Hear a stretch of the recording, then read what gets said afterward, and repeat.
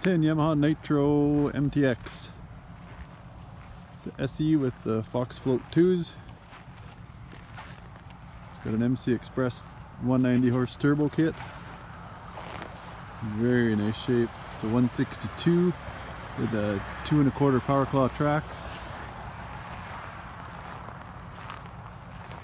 Got a tunnel dump exhaust.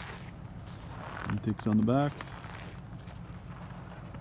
Of course, electric start reverse, 1049cc 4-stroke 3-cylinder. Got a boost gauge. Just came from the warm shop, so it's way out to lunch.